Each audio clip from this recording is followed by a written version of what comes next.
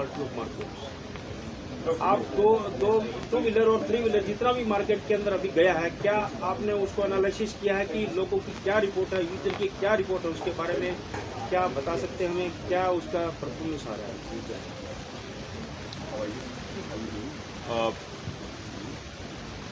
आपने तीन चीज़ें कही and out of this I think most importantly जो ICAT करता है वो they are around the safety part of it, because we are more concern with safety. So we are having lots of regulations to test the vehicles before they are launched and before they are brought to the public through ICAT, and it's the safety part of it. And we are a third party kind of a thing, so we are not connected with any of the industry or OEMs or any startups. So that's number one. Number two, analysis with the user. That's the area where it is, India का जो overall ecosystem है उसमें it is between the manufacturer and the customer. अगर machine अच्छी नहीं है तो customer को फ्रीडम है कि ना खरीदे, और अगर मशीन बहुत अच्छी है तो कस्टमर को फ्रीडम है कि वो खरीदे. सो until less it is unsafe, the market is open for everyone. तो जिसको जो खरीदना है वो खरीद सकता है. कोई भी चीज़ हम बनाते हैं मार्केट के अंदर लेके आते हैं, कोई भी मार्केट के अंदर कोई भी चीज़ लेके आते हैं, उसका एक एनालिसिस होता है कि ये कितनी सक्सेसफुल है, कितनी यूजफुल है. अगर मैं बैटरी की अगर बात करूं, अगर बहुत ज़्यादा संख्या में ये बढ़ गया तो इतनी इलेक्ट्रिक कहाँ से आएगी, और जो हैवी बैटरी है उसको चार्जिंग कैसे होगा, ये सब तो मैन्युफैक्चरर को सोचना पड़ेगा. क्योंकि मैन्युफैक्चरर जो बनाता है वो आज के लिए नहीं बना रहा, वो 10 साल आगे की सोच कर बना रहा है. क्या 15 साल का वो स्पेयर को कर पाएगा, स्पेयर प्रोक्योर कर पाएगा? क्योंकि स्पेयर भी प्रोक्योर करना होता है.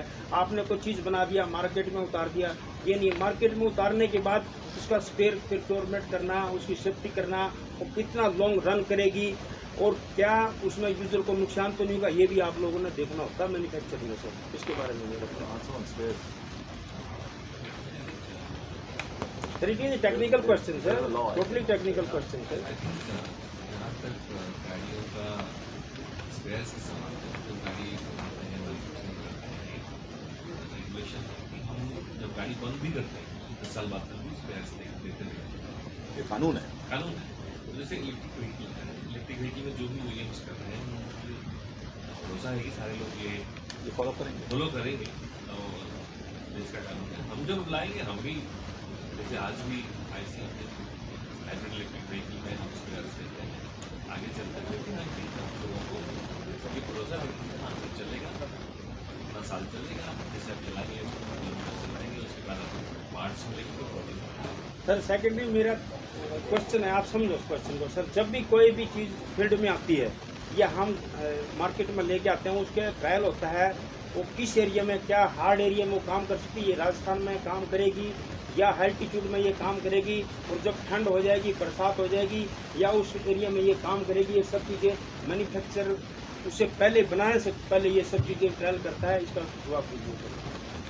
मैन्युफैक्चरर्स तो अपना सारे ट्रायल्स करते हैं, लेकिन सरकार को कैसे पता चलेगा कि क्या ट्रायल हुआ? तो इसके लिए संस्थान जैसे ICAT है और भी संस्थान है, ये लोग एक फिक्स्ड नंबर ऑफ टेस्ट्स हैं, रेगुलेशंस हैं, स्टैंडर्ड्स हैं जो सरकार ने ही बनाए हैं. उनके आधार पर हम लोग इनको टेस्ट करते हैं और उनके आधार पर हम लोग ये कहते हैं कि ओके ये गाड़ी भारत में चलने के लिए सक्षम है. चाहे वो गर्मी होगी या सर्दी होगी या बारिश पड़ेगी या कोस्टल है या फिर कोई मिसयूज़ करेगा गाड़ी को, वो एक अलग एस्पेक्ट है. लेकिन स्टैंडर्ड्स जो हैं वो इन सब चीज़ों को मद्देनज़र रखते हुए बनाए जाते हैं और स्टैंडर्ड्स बन जाते हैं. उसके बाद जब गाड़ी लॉन्च होती है तो सारे स्टैंडर्ड्स उस पर्टिकुलर गाड़ी के ऊपर चेक होते हैं, टेस्ट होते हैं, और अगर कुछ भी ओके नहीं है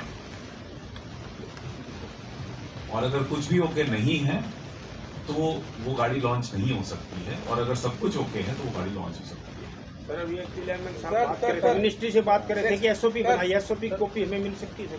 SOP मेरा ख्याल अगर केंद्र सरकार ने इसको रिलीज किया है तो उनकी वेबसाइट पे अवश्य होगी. तो ये तो सभी के लिए है, पब्लिक का है ये डोमेन, और इसमें तो पूरे पॉइंट पर इलेक्ट्रिकल व्हीकल में सर इन दोनों देखा जा रहा है कि आग लगने की घटनाएं आ रही हैं, खासकर स्कूटर में, और कार में घटनाएं कम हो रही हैं. क्या वजह है? जबकि यूथ जो है तो इस तरफ मोटिवेट हो रहा है, खासकर महिलाएं जो स्कूटी को पसंद करती हैं चलाना, है ना, इस तरह का ये महिलाओं का सशक्तिकरण है महिलाओं का। लेकिन स्कूटी में ज़्यादा इस तरह की घटनाएं आ रही है, तो क्या इसमें तकनीकी खराबी होगी? देखिए, हर एक 2 व्हीलर या 3 व्हीलर या 4 व्हीलर में जो भी घटनाएं हो रही हैं, ये इसमें डेफिनेटली सबको चिंता वाली विषय है और सबको हमें काम करना है। क्या वजह हो सकती है, बड़ा मुश्किल है। देखिए, आप ये समझें इस चीज़ को कि एक बार गाड़ी में आग लग जाती है तो उसको एनालाइज करना कि कहाँ से आग शुरू हुई होगी, बड़ा मुश्किल काम है। लेकिन फिर भी बहुत सारे इंजीनियर्स ने इस पे काम किया है, बहुत सारे सरकार के इनिशिएटिव्स हैं जिस पे ये काम हुआ है, और इसके आधार पर नए नए स्टैंडर्ड्स बन रहे हैं। और मेरे ख्याल से, अगर आपने मुझे सुना हो तो मैंने यही कहा था कि जब एक डीजल या पेट्रोल की गाड़ी नहीं चलती है, कुछ प्रॉब्लम आती है, मान लीजिए उसकी कूलिंग में प्रॉब्लम आई, जो मैंने उदाहरण दिया था वो यही था कि मान लीजिए वो गर्म हो जाता है, वो गर्म हो जाता है और जैसा सर ने बताया कि वो पानी डालने जाता है और पानी नहीं डाल पाता है, क्योंकि उसमें कुछ है नहीं इस तरह का। लेकिन एक माइंडसेट है कि अगर गर्म हो भी जाएगा तो कम से कम आग नहीं लगेगी। आईसी इंजन का ये माइंडसेट है। कुछ भी ऐसा हो जाता है तो इतना नहीं होगा जितना हम ईवी में सोच रहे हैं या देख रहे हैं। तो ईवी में जो अनसेफ सिचुएशंस हैं वो थोड़ी कंपैरेटिव टू आईसी थोड़ी सी ज़्यादा रहेंगी, और इस पे सभी लोग काम कर रहे हैं यहाँ पर। इसीलिए आपने सब्जेक्ट देखा होगा, thermal management of EV. EV की बात हो चुकी है, अब हम थर्मल मैनेजमेंट की बात कर रहे हैं, क्योंकि वो एक विषय ऐसा है जिसपे सबको चर्चा करनी आवश्यक है। क्या लगता है तो इसको, जैसे कि आप बात कर रहे हैं आग लग जाती है, तो जिस तरह की आज हम बात करते सेमिनार हो रहा है, ठीक है, तो जागरूकता को लेकर भी सेमिनार होना चाहिए कि विकल्प को जागरूक करने के लिए लोगों को कि कब लगता है कि आपकी बैटरी में प्रॉब्लम आ रहा है, ठीक है, किस तरह की साउंड आ रही है, इस तरह को लेकर के जागरूकता की जरूरत है। मेरे ख्याल से कोई इस तरह की साउंड या इस तरह का कोई भी सिम्टम नहीं होता है। आग विभिन्न प्रकार और विभिन्न वजहों से लगती है, तो इसको जनरलाइज करना बड़ा मुश्किल है। लेकिन हाँ, एक जागरूकता ये जरूर क्रिएट की जा सकती है कि अगर आप आग देखें तो क्या करना चाहिए, और वो मेरे ख्याल से आज भी है, चाहे ईवी हो या ना हो। ये एक ऐसा विषय है जिसपे हमें जागरूकता लानी आवश्यक है। Sir, one question from my side is that, as almost all speakers said, that EV sector has many challenges. In spite of having many more challenges, how do you see the future of EV revolution in आज के भारत? देखिए, जब कोई भी चीज नई शुरू होती है तो उसमें चैलेंजेस होते हैं, ये हम सब समझते हैं। देखिए, 2001 में मेरे ख्याल से, अगर मैंने वर्ष सही बोला है, 2001 में एक सीएनजी का ट्रांसफॉर्मेशन आया था, भारत में आया था और दिल्ली में तो आया ही था एनसीआर में, जब ये कहा गया कि सारी पब्लिक ट्रांसपोर्टेशन और सब कुछ सीएनजी पर है। इनिशियली बहुत सारी दुर्घटनाएं हुई थी, और लोगों को थोड़ा सा समय लगता है दूर होने में एक पर्टिकुलर टेक्नोलॉजी पे। तो कोई भी जब नई चीज आती है तो थोड़ा सा समय हम सब लोग लेते हैं, सब लोग।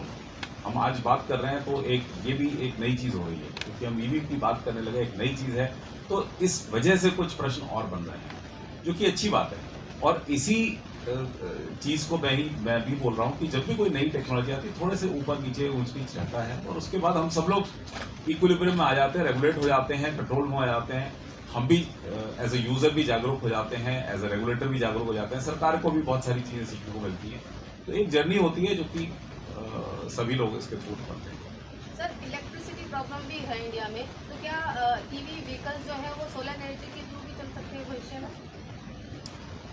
रणधीर जी, आप कोई बोलना चाहेंगे? मोहन जी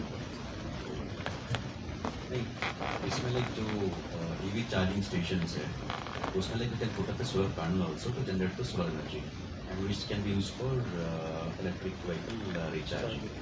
बट इसमें हो सकता है कि like typically if you see the generation time of the solar energy, it's in the day time, and there could be need for to do the storage of those energy by means of like battery energy storage system. But like largely like what we have seen in Delhi is like we have some of the EV charging station where we have put up the solar panels which are generating solar energy, and it is being used for charging the electric vehicles. It makes more sense because when talk about decarbonizing the transportation sector, sourcing the clean energy makes more sense for at least like fueling the electric vehicles. तो जिस तरह से हम देखते हैं petrol से diesel engine में बदल जाती हैं कारें, तो क्या लगता है कि बैटरी में भी ये चीज़ हो सकता है? व्हीकल में हो सकता है? इसमें प्रेजेंटली नॉर्मली लाइक रेट्रोफिट करके कॉन्सेप्ट है, लाइक टिपिकली जो नॉर्मली पेट्रोल या डीजल सेगमेंट व्हीकल होता है तो उसको like to retrofit they can convert such vehicles to electric vehicles. उसमें अभी टिपिकली लाइक हम दिल्ली का मैं स्पेसिफिकली बात करूँ, दिल्ली में अभी एक कंपनी रजिस्टर्ड है which are providing the retrofit kits for 2 wheelers. जो 6 स्प्लेंडर व्हीकल का मॉडल है for which they are providing the retrofit kit, वो they are converting this petrol vehicle to the electric vehicle. And we have defined the process also like how what's the like the process for compiling such companies. But largely like we don't have any company in the four-wheeler segment. It makes sense because when we go for talk about the tailpipe emissions, right? Converting the existing IC vehicles to electric makes more sense. But presently the cost is one of the big challenges because for retrofitting cost is a little expensive. Considering the less demand in the market, it's a little expensive. But we need to see like how the market will mature, how the technology will mature. Depending upon the viability, I think this will take shape in coming years. Sir मेरा सवाल ये, जैसे कि हमारे हिंदुस्तान के अंदर आज जैसे कि पेट्रोल की कीमतें आसमान छू रही हैं, कहीं ऐसा तो नहीं कि आगे जैसे आपकी कंपनी और गिरो तो और आगे रेट बढ़ जाए आपके? हमारे रेट बढ़ जी हाँ, अभी तो रेट नॉर्मल है तकरीबन, इसके बारे में क्या बोलेंगे सर? हम लोगों के रेट तो सिर्फ सर्टिफिकेशन के हैं। जी हाँ। तो इसमें तो बढ़ोतरी जो है वो उसका कोई रिलेशन पेट्रोल और डीजल की प्राइस से नहीं है, ना ही बिजली की प्राइस से है। व्हीकल में जो टेस्ट करना होता है, चाहे वो कोई भी ईंधन यूज़ करे, उसके टेस्ट बड़े अलग होते हैं और उसके आधार पर एक इंफ्रास्ट्रक्चर की रिक्वायरमेंट होती है और उसके आधार पर वो टेस्ट होता है। सर मैं टेस्ट की बात नहीं कर रहा सर, मैं प्राइस की बात कर रहा हूँ। कहीं ना कहीं ऐसा नहीं हो कि आगे चल के आपके प्राइस बढ़ जाए। व्हीकल की प्राइस? जी हाँ। व्हीकल की प्राइस का विषय डॉक्टर साहू जी का था, वो व्हीकल की प्राइस बढ़ जाएंगे क्या, ये प्रश्न है सर। अगर इंडस्ट्री और उद्योग जगत इसका प्राइस तो अभी भी ज़्यादा ही है सर, जवाब दे तो बेहतर। जी सर। देखिए जो प्राइस कॉस्ट इक्वेशन होता है वो मार्केट को देखते हैं, कितने में कस्टमर खरीद सकता है। इलेक्ट्रिक गाड़ियों का कीमत ज़्यादा है डेफिनेटली, इसलिए सरकार आज लोगों को इंसेंटिव दे रहे हैं कि लोग खरीद सकें। आगे चलते हुए गाड़ियों का कीमत क्या रहेगा, बैटरी का प्राइसेस क्या रहेगा, ये आज कहना मुश्किल है। बट जैसे बाकी गाड़ियों में नॉर्मल चीज़ों में भी दाम थोड़ी बढ़ती है इन्फ्लेशन की वजह से, वो एक चीज़ हो सकता है। कितना बढ़ेगा कितना नहीं बढ़ेगा ये कहना मुश्किल है। अच्छा, अंतिम सवाल sir. Mr. Sahu, how long time will government take in setting up a electric vehicle charging station in common use? ये तो कितना समय लेगी भारत सरकार इंफ्रास्ट्रक्चर आम लगाने आदमी को, मतलब जो स्टेशन ये आपके EV स्टेशन स्थापित करने में कॉमन आदमी sorry, how much time will require for how much time will require for charging station installation? How long? DHI government charging station को लगाने में कितना समय लगेगा, ये प्रश्न, इसके बारे में मुझे जानकारी नहीं है, तो मैं शायद सही जवाब ना दे पाऊँ। यहाँ पे और कितने व्हीकल लगेंगे, बहुत सारे, और इस कंट्री में दिल्ली की लीडरशिप ऑन इलेक्ट्रिफिकेशन बहुत आगे है। Charging infrastructure, vehicles, battery, ecosystem building पूरे स्टेट में हो रही है और पूरे नेशन में। आप इस साल में आपने देखा होगा, इसमें इंडिया में we are the 3rd largest automotive market in the world. आप ये देखेंगे 1 मिलियन EVs ऑलरेडी लग चुके हैं और मैं देखूंगा कि नेक्स्ट 5 सालों में इस पूरी सिटी और इस पूरे देश में इलेक्ट्रिक, हाइड्रोजन और ग्रीन एनर्जी और सस्टेनेबिलिटी की ही जीत हो। Thank you very much.